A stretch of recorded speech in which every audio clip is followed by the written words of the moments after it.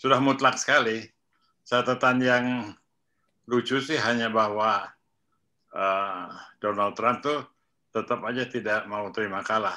Itu makin lama makin menjadi lucu karena tidak berbasis fakta itu. Dia bilang dia akan menemukan kecurangan, terus nggak ada yang ditemukan. Sekali lagi, jangan bodoh ya, tidak ada bukti kecurangan. Jangan lupa subscribe, like, satu lagi, komen, share and comment. Oke.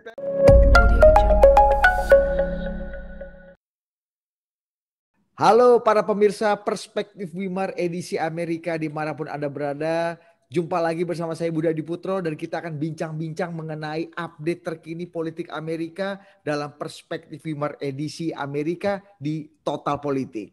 Siapa yang akan bicara dan akan berbagi perspektif? Ya tentu aja the one and only Wimar Witular.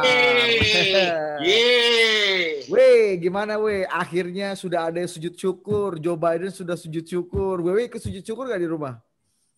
Setuju apa? Syukur? Sujud syukur. Terima kasih. Kayak dulu.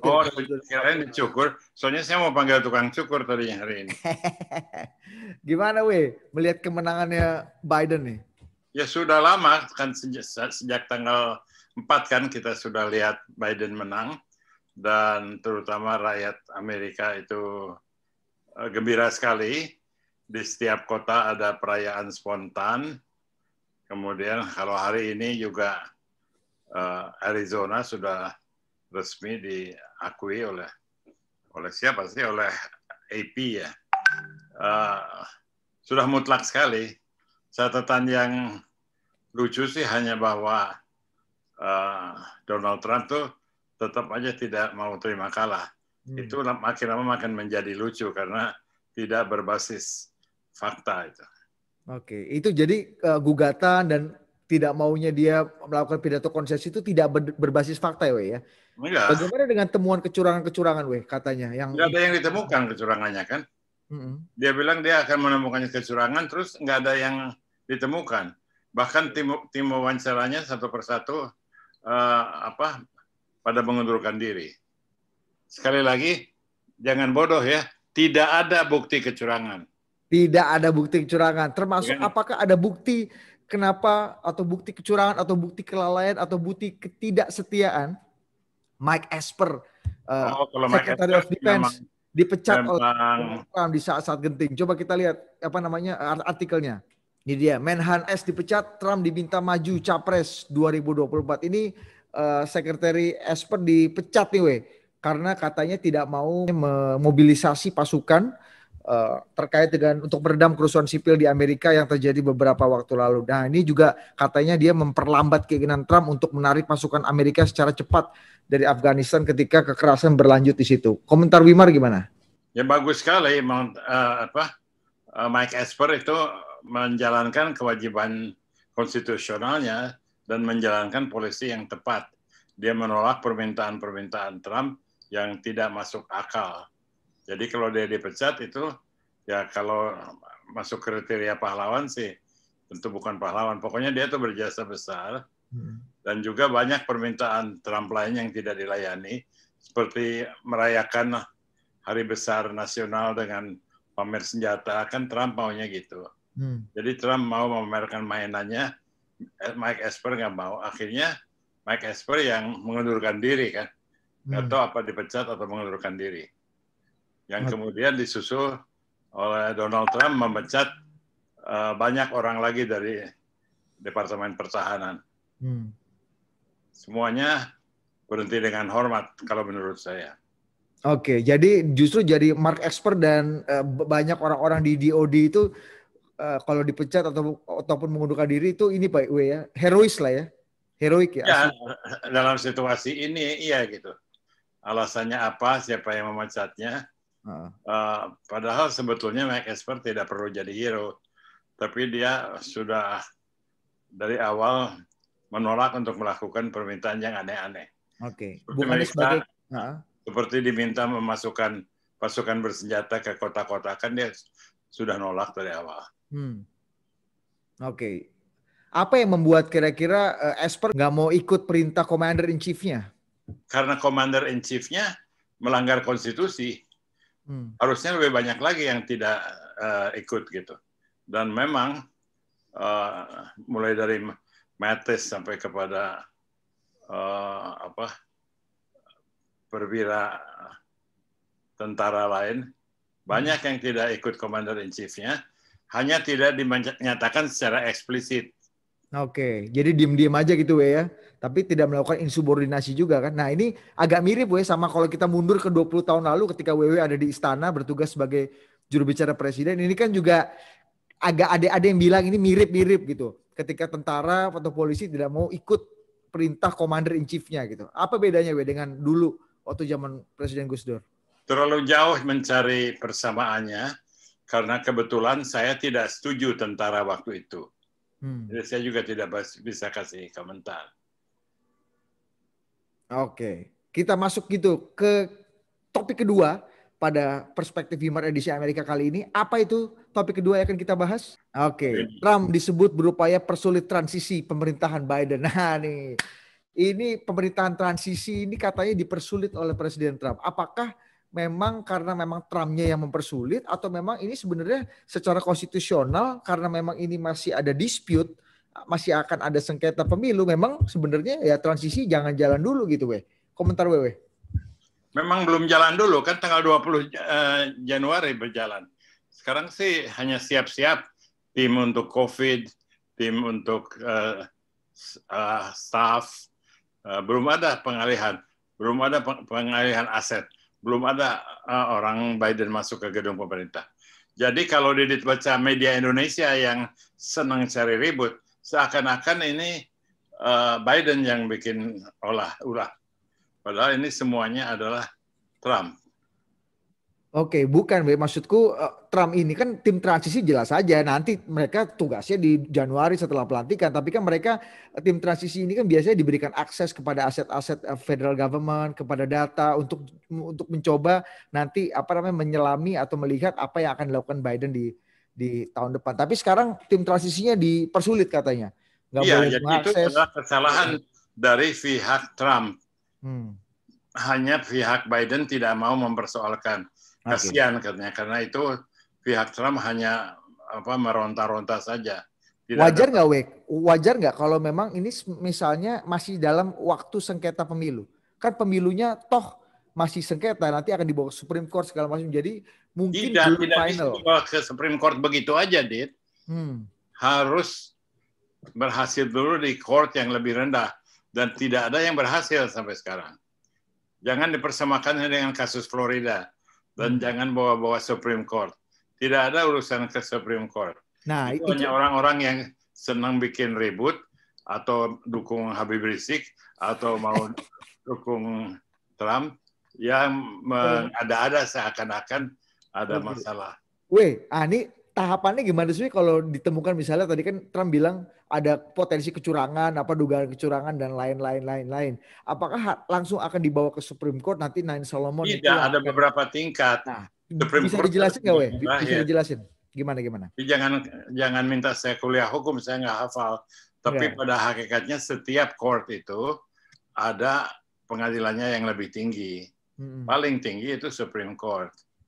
Dan Supreme Court tidak harus menerima apapun yang diajukan. Itu kebijaksanaan Supreme Court. Semua berpendapat, ahli-ahli hukum maupun ahli konstitusi, kemungkinan sidang ini masuk Supreme Court itu sangat kecil, terutama karena tidak ada substansinya. Tidak ada substansinya, tidak ada, jadi kita jangan terpengaruh propaganda orang-orang Trump atau orang-orang membuat ribut yang senang bikin ribut di Indonesia. Nggak ada masalah, dipersoalkan. Nah, apa dampaknya kalau tim transisinya Biden ini nggak bisa bekerja dan nggak diberi akses oleh pemerintahan Trump nih? Sampai sekarang tidak ada hal yang membuat Biden tidak bisa bekerja. Tapi kalau perlu dia bisa mengadakan tindakan hukum untuk membuat Trump itu bekerja. Sampai sekarang tapi tidak perlu. Next, topik berikutnya. Nah, ini dia nih, Ini menarik juga nih, Jaksa Pilpres Amerika mundur usai diminta selidiki klaim Trump. Gimana, Ya, itu mendukung yang saya dukung sekarang. Tadi bahwa orang yang berpikiran sehat tidak mau terlibat dalam proses ini. Bahkan jaksa yang ditunjuk oleh Jaksa Agung tidak mau terlibat dalam klaim Trump itu. Jadi mengundurkan diri. Oke. Mungkin 1-2 hari udah Trump itu udah ini pulang gitu. Sekarang lagi cari kendaraan untuk mengosongkan gedung. Oke. Jadi pemilu kalau menurut WW sudah selesai sebenarnya ya. Kalau bukan hanya menurut saya. Belum selesai. Menurut hukum, menurut mayoritas dan terutama menurut pemilih dalam pemilu itu sudah selesai. Oke. Jadi pemilu sudah selesai. Menurut hukum, menurut apalagi tadi pemilih dan menurut sudah selesai. Sudah selesai ya, sudah selesai. Meskipun menurut Trump dan menurut Mike Pompeo itu ada juga dia bilang ya kita persiapkan transisi untuk Trump ke 2 periode katanya. Gimana komentar Itu lawak, Mike Pompeo itu lawak. Dia nggak punya kehidupan di luar ini.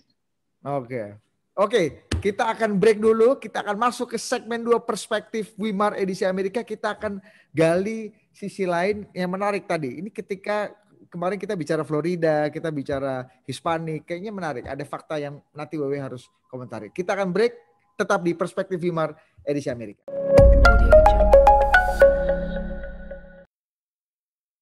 Kembali lagi di segmen kedua perspektif Wimar edisi Amerika yang Anda bisa nonton di perspektif Wimar dan juga di Total Politik, masih bersama the one and only siapa? Si bodoh.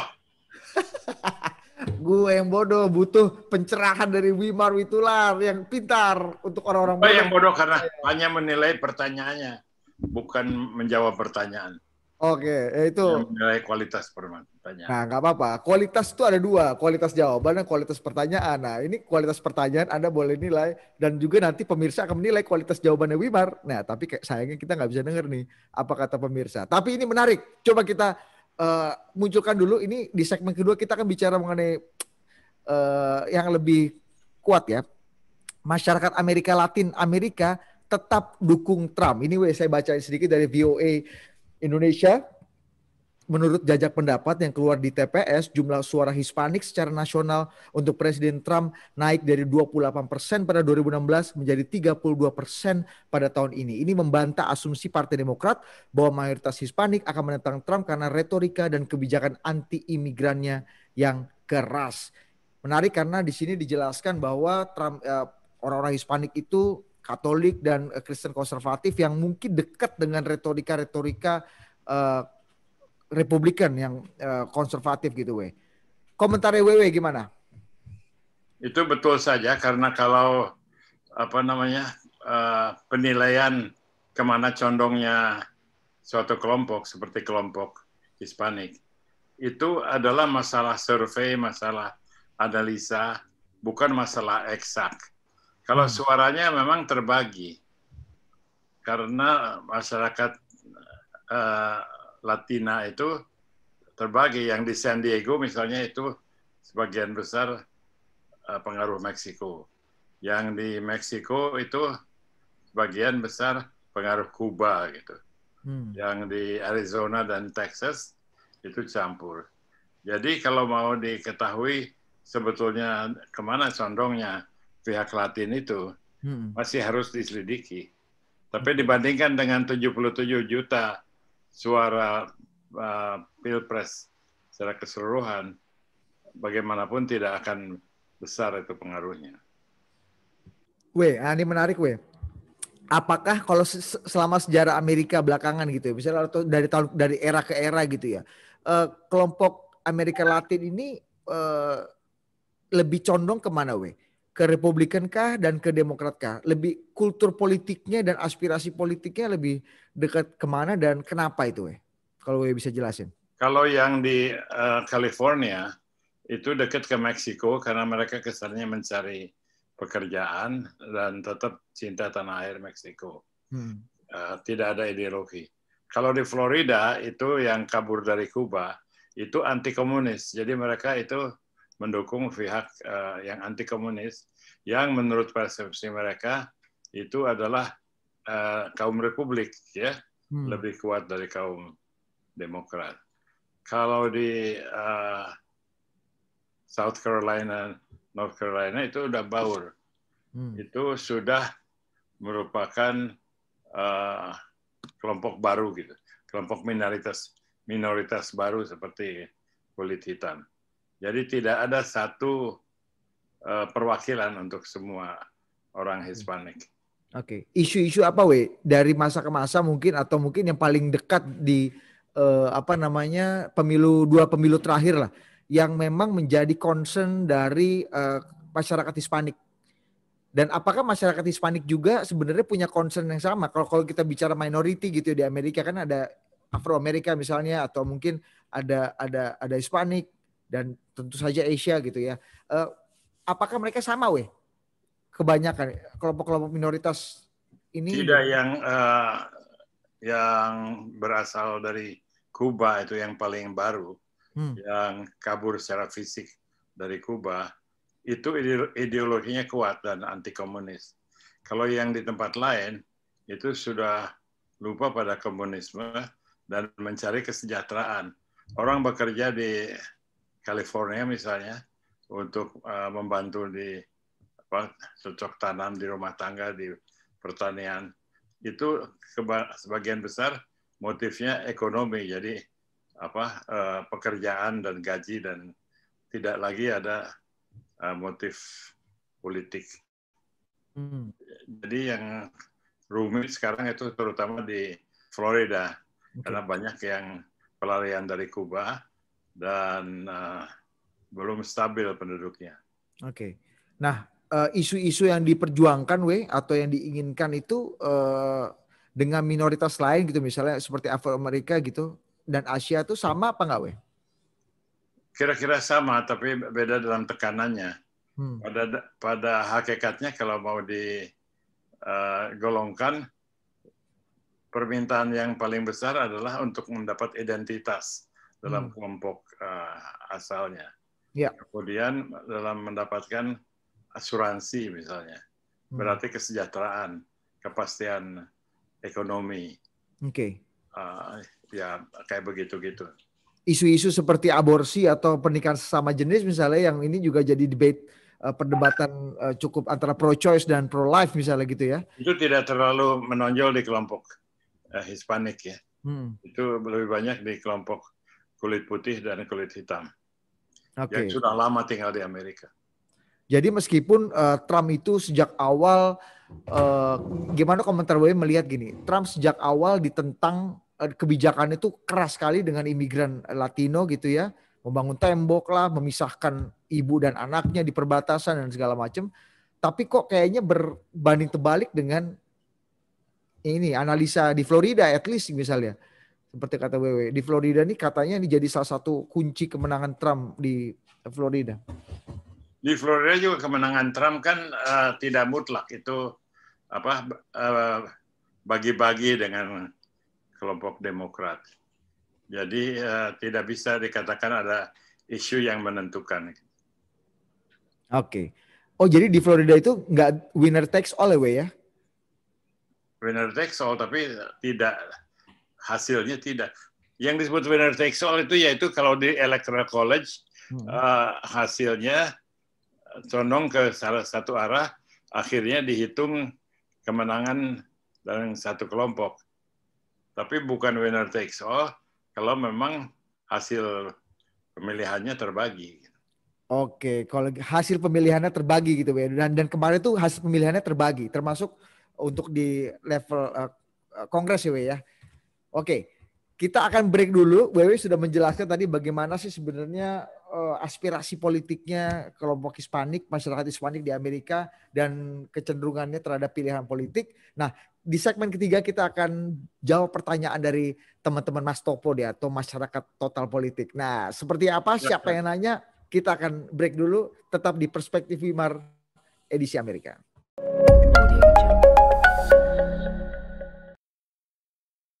Masih bersama saya Budi Adiputro dan the one and only Wimar Witular. Waduh, Wewe. Kita sampai segmen ketiga seperti biasa Wewe tugasnya menjawab pertanyaan dari Mas Topo nih. Mas Topo itu masyarakat total politik alias penontonnya total politik dan gitu. Perspektif Wimar edisi Amerika. Nah, ini ada pertanyaan dari Ayu Desinta we. Kenapa Pak Wimar pro liberal sekali? Jawab we. Itu pertanyaan yang baik ya. Kalau mau dijawab secara jujur, ya harus secara jujur. Mungkin karena masa kecil saya memang hidup dibesarkan dalam nilai-nilai kaum liberal. Saya dibesarkan di Eropa, di sekolah-sekolah Eropa yang kita tahu Eropa itu adalah gudang liberalisme. Dan saya berteman dengan orang Amerika yang bepergian ke luar negeri yang tradisinya liberal. Kemudian itu bertahan terus. Kemudian di Indonesia pun saya bereaksi terhadap kecondongan Soekarno ke arah komunisme, jadi saya pegang paham liberal. Dan sampai sekarang yang bisa memenangkan keyakinan saya bahwa demokrasi itu bisa cocok itu kalau didukung oleh kaum liberal. Jadi karena latar belakang ya, itu yang kemudian membuat, kalau selama ini kalau kita bisa bicara preferensi politik WW di politik Amerika lebih condong ke Demokrat tuh berarti? Iya, saya dari dulu pendukung mulai dari Kennedy, semua calon-calon presiden Demokrat. Siapa presiden Demokrat paling favorit dan kenapa? Susah ya, setiap zaman itu sama. Kalau Kennedy itu saya favorit karena dulu juga saya masih kecil, jadi saya terpukau oleh heroismenya. Dia membawa orang Amerika ke bulan, dia galak terhadap Khrushchev komunisme. Kalau Lyndon Johnson itu terutama kebijaksanaan hak sipilnya dan kebijaksanaan hak sipil lah ya, civil rights itu sangat kuat gitu. Apa yang diperjuangkan oleh John Kennedy kan keburu ditembak mati. Itu hanya bisa berhasil karena diperjuangkan oleh Lyndon Johnson dan tokoh-tokoh hak sipil seperti Martin Luther King dan sebagainya. Meskipun Lyndon Johnson itu orang dari South ya, yang rasis. Lyndon Johnson dasarnya bukan liberal, tapi karena dia didukung oleh pendukung John Kennedy dan dia sangat menghormati John Kennedy. Jadi pada waktu jadi presiden dia jadi orang liberal. Oke, jadi yang paling favorit Kennedy dan Johnson. Paling favorit barangkali Obama ya.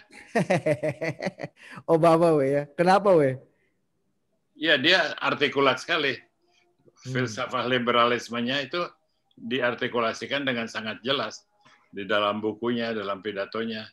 Jadi nggak perlu ditertawakan ya kalau kita melihat Obama dengan buku-bukunya, dengan legislasinya, itu kuat sekali, konsisten. Dreams from my father ya. Kebetulan Biden itu sama gitu. Oke. Presiden Republik ada yang WW suka nggak? Kalau kita lihat kan banyak yang mengatakan misalnya teman kita yang sangat liberal sekali gitu, misalnya siapa ya, Dede Basri gitu, dia bilang apa namanya Ronald Reagan tuh mungkin presiden terbaik di Amerika dari 4 dekade terakhir gitu mungkin, dan dia orang Republikan gitu. Gimana komentarnya? Ya mungkin saja Dede Basri punya persepsi lainnya. Ada favorit gak untuk presiden Republikan? Yang menurut oh ini agak beda nih dibanding yang lain. Mungkin Reagan yang agak beda. Oke, itu tadi pertanyaan dari Ayu Desinta. Sekarang kita akan bacakan pertanyaan dari Batara Samuel. Nih kata Batara, orang tua saya pernah kuliah di Pittsburgh University, tapi nggak ada nama anaknya yang pakai nama Presiden Amerika. Kenapa banyak di Indonesia yang pakai nama Presiden Amerika jadi nama anaknya? Hehehe. Itu pertanyaan untuk orang tua di Indonesia ya. Iya, gimana Terutama kalau Anda orang Batak itu banyak kan anaknya namanya George Washington Sihombing gitu ya. Atau Thomas Jefferson Raja Guguk gitu. Jadi itu preferensi aja gitu ya.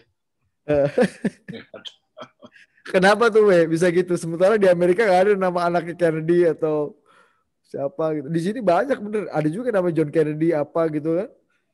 Ya di sini kan ada orang yang nama anaknya Hitler misalnya ya. Betul. Macam-macam. Di Indonesia tuh pokoknya kalau selebriti itu langsung menarik perhatian. Kadang-kadang tidak diselidiki sebetulnya siapa itu nama yang dipakai itu. Oke, nah yang terakhir, ini aja deh dari Lai Simanjuntak deh. Pak Wimar, Amerika Serikat itu kuliner aslinya apa sih? Politik pangannya di sana seperti apa? Nah, kuliner asli dan politik pangannya Amerika itu gimana? Wewe, ceritain Wewe. Amerika tuh negara yang efisien, jadi masak pun disesuaikan dengan kebutuhan efisiensi. Tidak ada waktu untuk bikin masakan kuliner yang terlalu rumit, tapi yang dijaga itu adalah kualitas ininya, bahannya. Jadi kalau bikin mashed potato, kentangnya bagus. Kalau bikin sayuran, sayurannya bagus. Kalau bikin hamburger, dagingnya bagus gitu. Tapi kalau jenis makanannya itu yang ada yang lokal ya itu tidak terkenal. Misalnya di New Orleans makanan Creole terkenal. Di yang lain sih fast food semua gitu ya. Dan itu Amerika banget tuh ya, fast food itu ya. Iya, Amerika itu. Oke, kalau masakan luar misalnya kalau di sini tuh kan kayak masakan Jepang tuh kan udah jadi bahkan udah jadi habitus baru gitu dengan disesuaikan dengan lidah Indonesia tentunya. Kalau di sana apa masakan luar Amerika yang paling terkenal, paling populer? Masakan Cina barangkali, kemudian Jepang. Kalau pengamatan saya, negara yang budayanya kuat, yang negaranya kuat, itu makanannya juga cepat dikenal gitu. Jadi orang tidak akan cari makanan Filipina, tapi makanan Thailand lebih dikenal gitu. Orang tidak akan cari makanan Indonesia, walaupun untuk kita masakan Indonesia itu enak sekali, tapi untuk Amerika itu kalah kembali pada masakan Thailand dan Cina. Nah, kenapa tuh Kenapa masakan Thailand itu misalnya lebih populer dan lebih mendunia dibanding masakan Indonesia yang katanya enak banget? Menurut Wewe gimana? Karena Thailand sebagai negara kuat, terorganisir, jadi makanannya didukung oleh kekuatan budaya itu. Sama dengan Korea, kenapa musiknya laku? Padahal kan gitu-gitu aja. Karena itu memang diorganisir, didukung oleh mesin negaranya. Jadi bukan cuma enak saja, tapi ada quote-unquote propaganda dari negara yang dipikirkan serius sekali, ya.